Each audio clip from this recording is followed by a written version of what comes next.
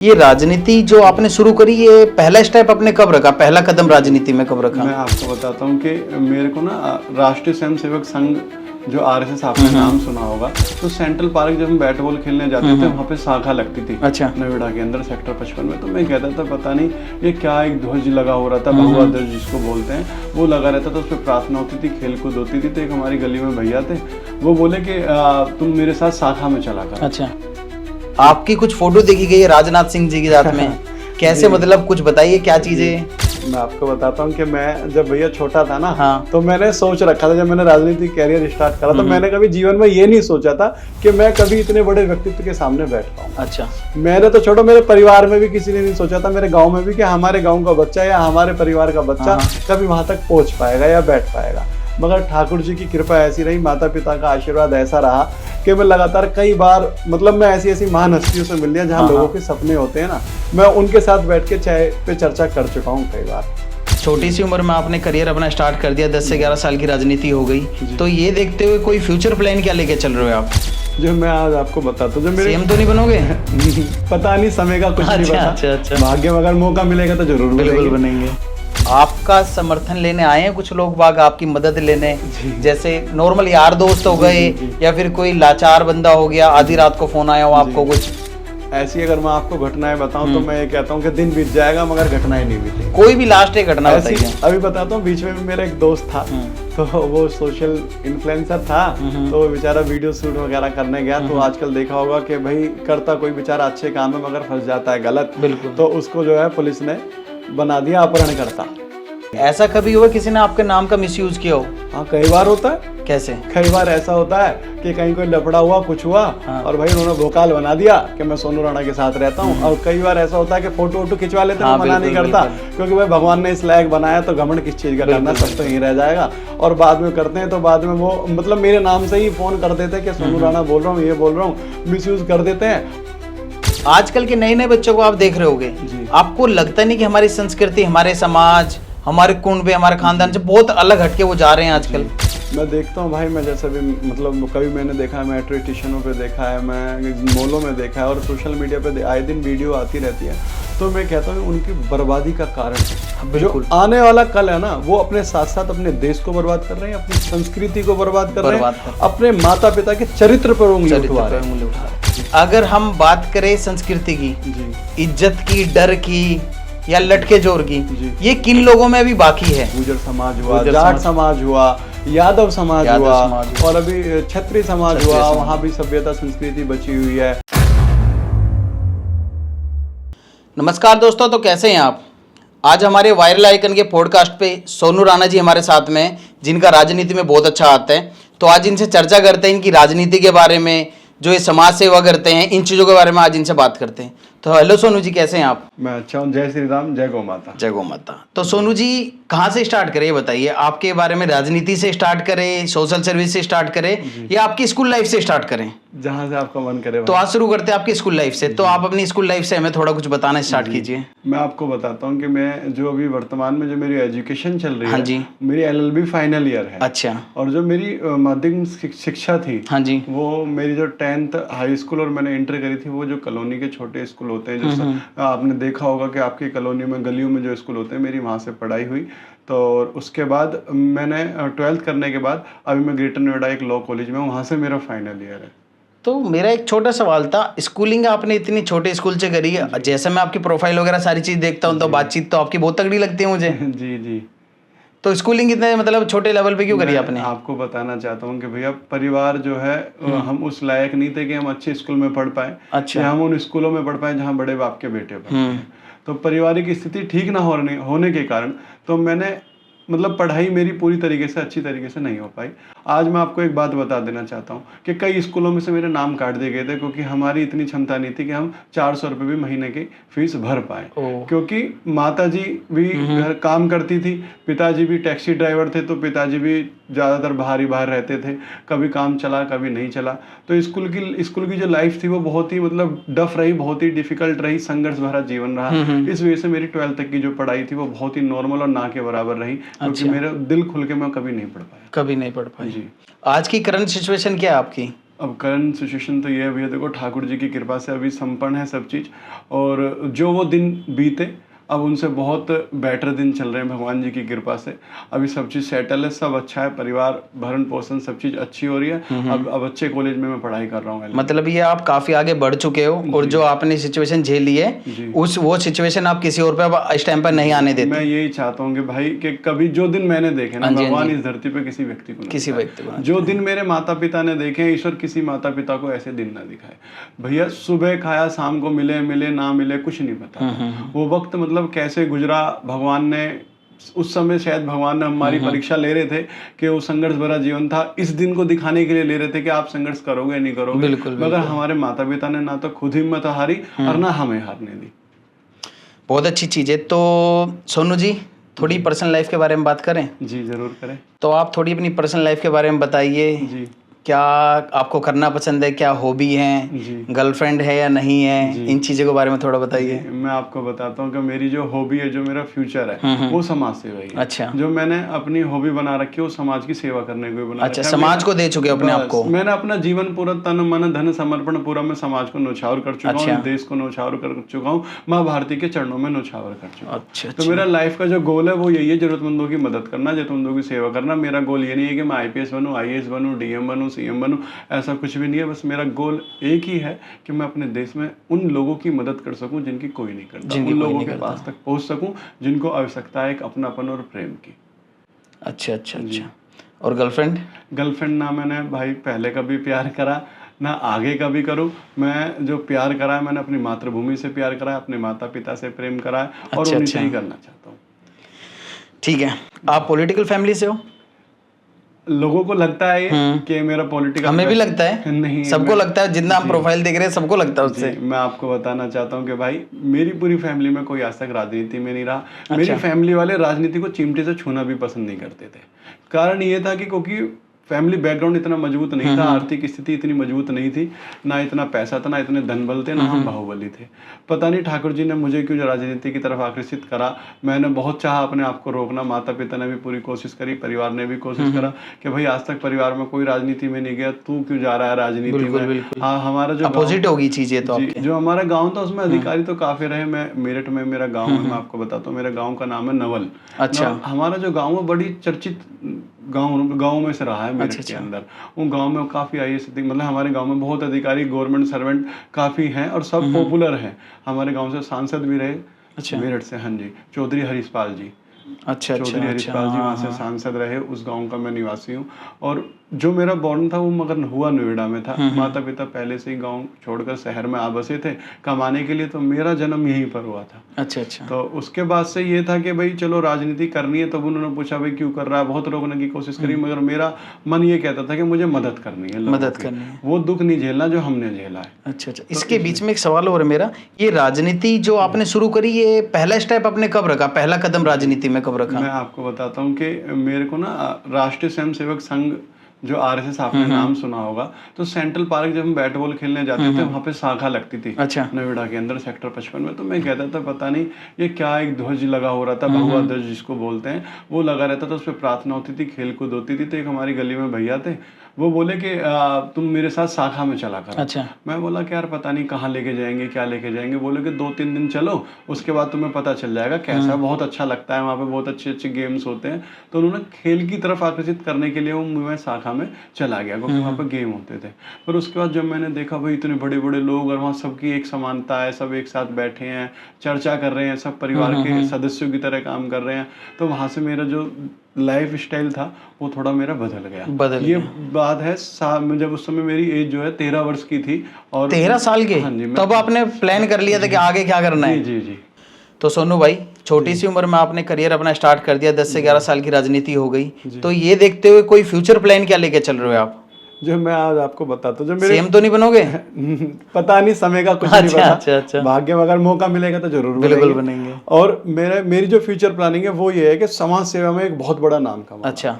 देश में एक अपनी पहचान ऐसी बनानी कि मतलब नाम का उदाहरण दिया जाए कि भाई फलाना जगह ये बच्चा जन्मा था, उन्होंने ऐसी क्रांति पैदा कर दी। ऐसी क्रांति और ये है कि भाई विधानसभा में भी जाने का अवसर मिले, और लोकसभा में जाने का अवसर मिले, और मैं चाहता हूं कि संसद भवन के अंदर मैं देश के जरूरतमंदों की और गरीबों की आवाज़ को उठाऊं और उन लोगों की आवाज़ को मजबूती से रखूं जिनकी कोई नहीं रखा। अच्छा अच्छा अच्छा, मेरा उद्देश्य तो ये है मेरा। बहुत अच्छी चीज है। यही देखते मुझे याद आया, आपकी कुछ फोटो देखी गई है राजनाथ सिंह जी के साथ में, कैसे मतलब कुछ बताइए क्या चीजें। मैं आपको बताता हूँ कि मैं जब भैया छोटा था ना, हाँ। तो मैंने सोच रखा था, जब मैंने राजनीतिक कैरियर स्टार्ट करा तो मैंने कभी जीवन में ये नहीं सोचा था कि मैं कभी इतने बड़े व्यक्तित्व के सामने बैठ पाऊंगा। अच्छा। मैंने तो छोड़ो, मेरे परिवार में भी किसी ने नहीं सोचा था, मेरे गांव में भी, कि हमारे गांव का बच्चा या हमारे परिवार का बच्चा कभी वहां तक पहुंच पाएगा या बैठ पाएगा। मगर ठाकुर जी की कृपा ऐसी रही, माता पिता का आशीर्वाद ऐसा रहा कि मैं लगातार कई बार, मतलब मैं ऐसी ऐसी महान हस्तियों से मिल लिया जहाँ लोगों के सपने होते हैं ना, मैं उनके साथ बैठ के चाय पे चर्चा कर चुका हूँ कई बार। और सबका आशीर्वाद मुझे रहता है मेरे कर्मों की वजह से, कि शायद उनको मेरे कर्म अच्छे लगते होंगे कि मैं जो ये कार्य कर रहा हूँ उनसे वो प्रभावित होते होंगे, उनको अच्छा लगता होगा कि भाई बच्चे ने छोटी उम्र में इतने अच्छे काम कर रहा है, तो इस वजह से उनका मुझे लाइक करते हैं और उनका मुझे पे आशीर्वाद हमेशा आशीर्वाद बना जी। और मैं जब भी समय मांगता हूँ, ये सबसे बड़ी प्राथमिकता रही है कि मैंने जब भी जिससे समय मांगा है कि 2 से 4 दिन में मुझे समय मिल गया और मैं उनके पास जाके खूब अच्छी चर्चा हुई है। अच्छा, आपको बहुत से बड़े बड़े पॉलिटिकल लीडर के साथ भी देखा गया है। जी जी जी। ये कैसे, मतलब फैमिली से ही है या फिर आपने अलग पहचान किसी तरीके से बनाई है इनसे? मैं आपको बताता हूँ, और रियल है ना ये वैसे? ये रियल है भैया। अच्छा। और सोनू राणा ना कभी किसी के नाम को लेके आगे नहीं चला। अच्छा। ये सबसे बड़ी खासियत रही है, मैंने कभी किसी की गुलामी करके पहचान नहीं बनाई। जो पहचान बनी और जो आगे बनाऊंगा अपने कर्मों से, अपने विश्वास से, अपने आत्मसम्मान से बनाऊंगा। और आज जो मैं वहां तक पहुंचा हूं ना, कोई कहता है कि इसकी कृपा रही, उसका आशीर्वाद रही, आज तक किसी ने मुझे वहां नहीं बैठाया। मैं बैठा हूं तो अपने कर्मों की वजह से बैठा हूँ, अपने माता पिता के आशीर्वाद की वजह से बैठा हूँ, भगवान की कृपा से बैठा हूँ वहाँ तक। आज तक मुझे ये नहीं कि लोग वाक सोचते हैं कि भाई ये इतने बड़े मंत्रियों से मिलता है तो किसी के फ़ोन कराने से मिलता होगा, मिलने, ऐसा कुछ भी नहीं है।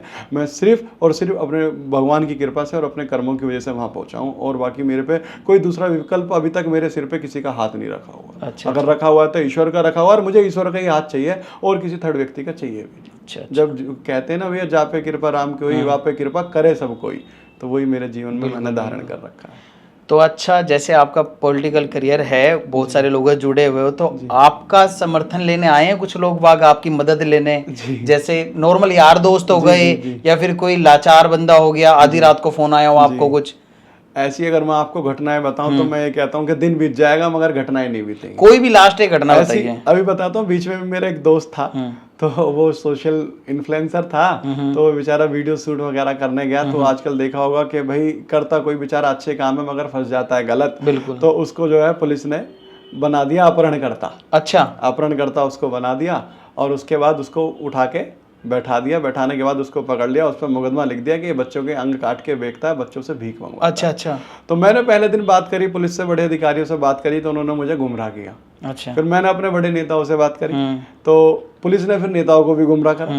तो मैं बोला कोई बात नहीं, आज का कह लेंगे अभी छोड़ रहे हैं, अभी छोड़ रहे हैं, अभी छोड़ रहे हैं, पुलिस गुमराह करती रही। अच्छा। फिर कहते हैं ना कि भाई लास्ट में अगर आप सत्य हो तो होती सत्य की जीत है, होती और झूठ को आप अगर झूठे नहीं तो आपको कोई हरा नहीं सकता। बिल्कुल नहीं हरा। अगर आप सत्य हो तो आपकी जीत पक्की होनी है, टाइम लगेगा मगर जीतोगे आप ही। फिर लास्ट में ये हुआ कि जब 2 दिन हो गए तो पुलिस ने जो है मुकदमा लिख दिया और मुझे दिखा दिया कि देख अब तुझे जो करना है कर ले, अब तो इन पे FIR हो गई, जो दिखा दे अपनी राजनीति। अच्छा। फिर मैंने अपने बड़े नेताओं को बताया। मैं फिर उसके बाद लास्ट में मैं अपने हनुमान जी के चरणों में पहुंचा कि बाबा अगर ऐसे बच्चे फंसेंगे तो फिर ये देश कैसे आगे बढ़ेगा? अगर सही लोगों को फंसाया जाएगा झूठा बनाकर, जब वो बाहर निकलेंगे तो क्या उदाहरण दिया जाएगा? फिर उसके बाद मैंने कहा कि भाई इन बच्चों की ज़िंदगी बचाओ, भगवान के हाथों में, मैं भगवान के चरणों में मैंने प्रार्थना करी, ईश्वर इन बच्चों को बचा ले, नहीं तो इनकी ज़िंदगी खराब हो जाएगी जिस तरीके का मुकदमा उसमें लिखा गया।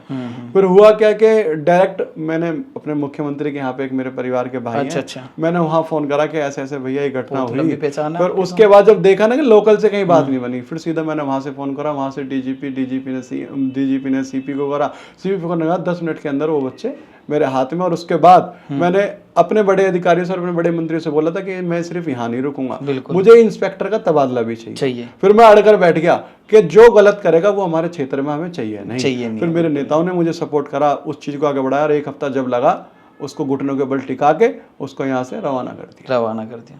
ऐसी बहुत घटना न्यूज में भी न्यूज़ में भी आया है जी चीज़ें, जी। अच्छा, और ऐसी बहुत सी घटनाएं रहती है कि रात में 2 बजे 3 बजे भाइयों का फोन आ जाता है। सोनू के लिए हमेशा सबको पता है कि सोनू राणा का दरबार सभी के लिए खुला हुआ सभी है। का खुला है। ना दिन देखता ना रात देखता। अगर मुझे किसी की मदद करनी है तो मुझे कोई रोक नहीं सकता। मैं अपनी जान भी जोखिम पे लगा देता हूँ। मैं पीछे नहीं हटता मगर किसी की मदद करने अच्छा, से। अच्छा, ये मेरी खासियत रही है भाई।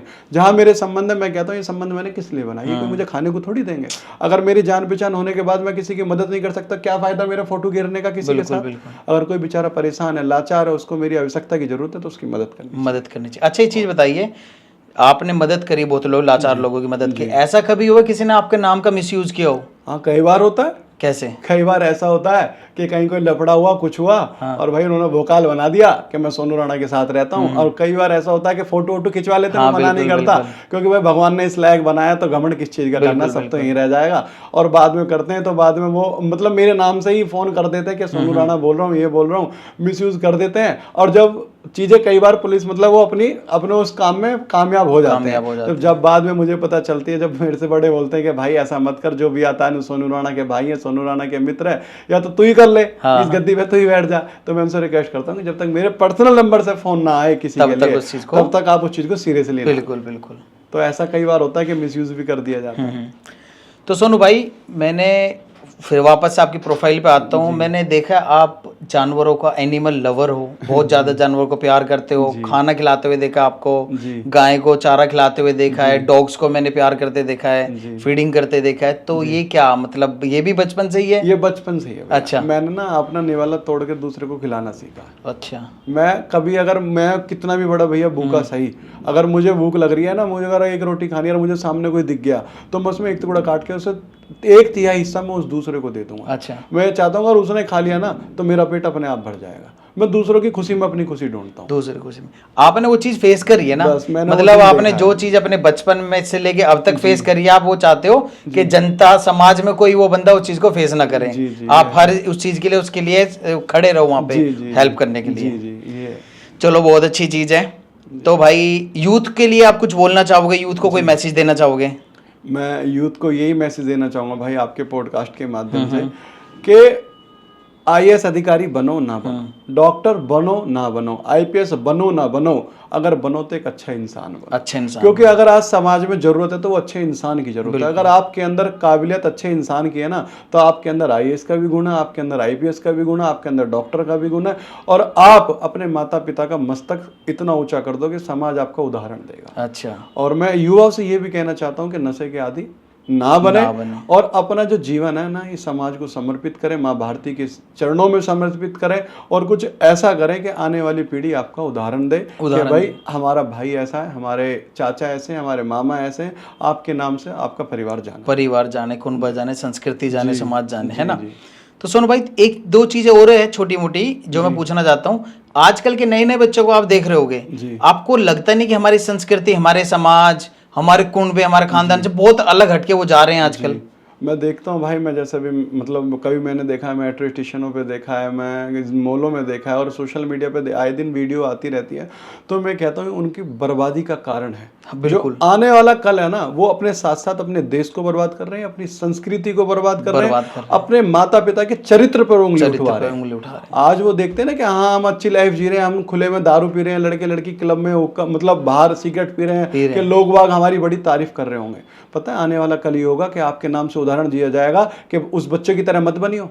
आपकी वजह से वो बच्चियां बाहर नहीं निकल पा रही जिनको जीवन में कुछ करना है। बिल्कुल बिल्कुल। उनकी वजह से ना उन लोगों को दबाया जा रहा है जिनके जीवन में कुछ करने का जज्बा है। क्योंकि जब माता पिता बाहर आके देखता है ना सोसाइटी में कि भाई इतनी खतरनाक चीजें हो रही हैं, इतनी गलत चीजें हो रही है, तो अपने माँ बाप वो माँ बाप है ना अपने बच्चों को भेजने से डरता है कि यार ये यहाँ देख लेगा तो ये भी कहीं सीख ना जाए, संगत का बुरा असर ना पड़ जाए। तो मैं उनसे भी हाथ जोड़ के यही प्रार्थना करूंगा, भाई ऐसा काम मत करो जिससे आपके चरित्र पर उंगली उठे, आपके माँ बाप के चरित्र पर उंगली उठे और आपकी वजह से किसी के परिवार पे उंगली उठे। लेकिन सोनू भाई, मुझे एक थोड़ा सा डाउट ये भी होता है, आजकल के जो बच्चे रील में ही लगे पड़े हैं, ना माता की इज्जत कर, ना पिता की, ना चाचा की, ना ताऊ की। एक तो इज्जत नहीं करते, ऊपर से इनकी शादियां हो जा रही हैं। लेकिन जब इनकी शादी हो जाएगी, इनकी आने वाली पीढ़ी तो इनकी तरह ही होगी बिल्कुल।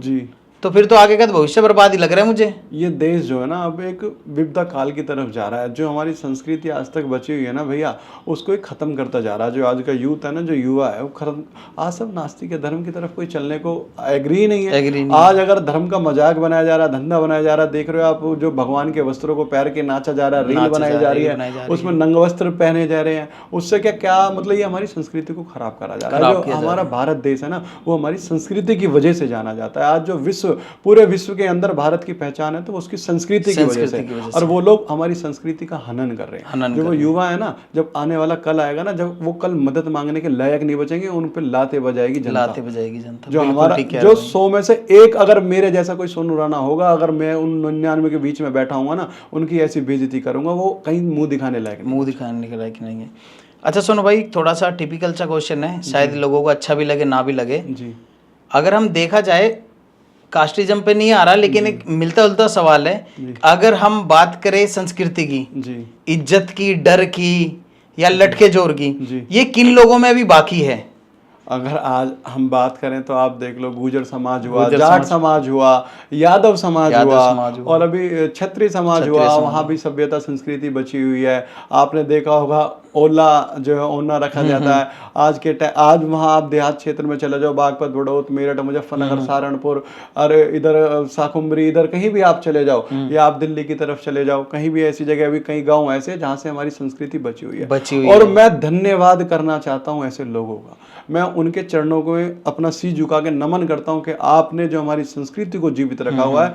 आज अगर हम उदाहरण देते हैं ना, तो लाइव एग्जाम्पल हमारे पास बचेगा नहीं आने वाले कल में। अगर लाइव एग्जाम्पल बचा हुआ तो आपकी वजह से बचा हुआ है, तो उनकी वजह से आज हमारी संस्कृति बची हुई है। मैं ऐसे लोगों को भी नमन करता हूँ और उनके चरणों में वंदन करता हूँ कि आपकी वजह से हमारे देश का गौरव बचा हुआ है, क्योंकि वहाँ पे अभी भी आंखों की शर्म बची हुई है, लठों का जोर बचा हुआ है। आज वही दो चीजें, अगर पिता सामने खड़ा है तो बच्चे की क्षमता नहीं कि अपने पिता के सामने खड़ा हो जाए, आंखों से आंख मिला ले। आप अगर शहर में आ जाओ तो बाप और बेटा बैठ के दारू पी रहे टेबल पे, ठीक है, उन्होंने सभ्यता और संस्कृति खत्म कर दी। तो जैसे वो बाप और बेटा दारू पी रहे ना, तो आने वाला कल ये होगा कि जब वो बेटा जवान होगा तो सबसे पहला अगर जब वो कामयाब बनेगा, अपने बाप पे लात मार के उसको आश्रम में भर्ती कराएगा। क्यों? क्योंकि उसने संस्कार नहीं दिए, उसने अपने बच्चे को एंजॉयमेंट दिया, दारू पीनी सिखाई, हजार ऐब सिखाए, और उसने संस्कार नहीं दिया। संस्कार की कमी की वजह से आप देख रहे हो जगह जगह वृद्धाश्रम, अनाथ आश्रम भरे पड़े हैं। हाँ, इससे मेरे को एक सवाल और याद आया जी। आप वृद्धाश्रम की मैं बात करता हूँ, आप बहुत से इस टाइप के लोग जो होते हैं, जो परेशान है, घर से निकाल दिए गए हैं, माता बहनें लोग, जो